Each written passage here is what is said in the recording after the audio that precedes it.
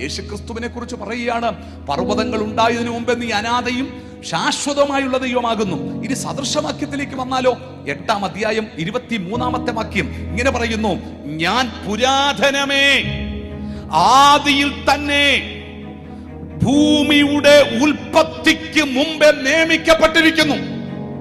ആമേൻ. എന്താണ്?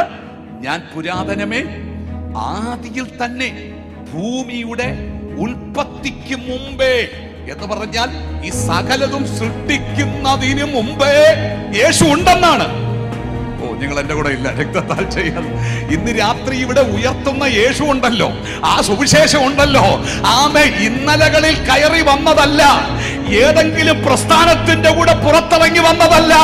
ആമേ. സകലതും സൃഷ്ടിക്കുന്നതിന് മുമ്പേ എന്റെ യേശു ഉണ്ടായിരുന്നു. ഓ, ഹല്ലേലൂയ. ഇനി പറയാം, ശ്രദ്ധിക്കൂ. അതിന്റെ സദൃശവാക്യം 8:24 എന്താണ് പറയുന്നത്?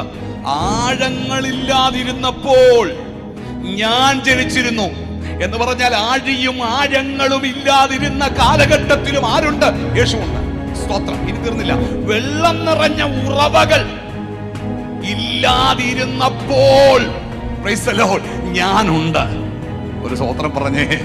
ദൈവത്തിന് മഹത്വം, ദൈവത്തിന് മഹത്വം. യേശു കർത്താവ് തന്റെ പരസ്യശുശ്രൂഷ കാലഘട്ടത്തിൽ ഇവരെല്ലാവരും കൂടെ ഇങ്ങനെ പറയാം, ഞാനും പിതാവും ഒന്നെന്നൊക്കെ യേശു അവിടെ വാദിക്കുമ്പോൾ ഇവര് പറയാം, നീ അബ്രഹാമിന് മുമ്പേ ഉള്ളവനാണോ?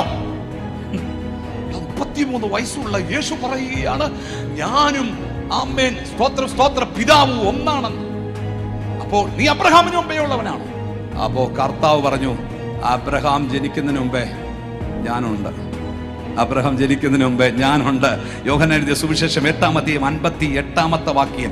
ഇന്ന് രാത്രിയിൽ ഞാൻ വ്യക്തമായി പറയാം, എന്റെ അരുമനാഥനായ യേശു ഇന്നലകളിൽ വന്ന ഒരു ദൈവമല്ല, ഏതെങ്കിലും മതത്തിലൂടെയോ ഏതെങ്കിലും പ്രസ്ഥാനത്തിലൂടെ വന്ന ദൈവമല്ല. അവൻ അനാദിയും ശാശ്വതവുമായുള്ള ദൈവമാണ്. ഹല്ലേലൂയ. അവനെ പോലൊരു ദൈവമില്ല, അവനൊപ്പം പറയാൻ ഒരാളില്ല. എന്റെ യേശുവിനെ പോലെ ഒരു ദൈവം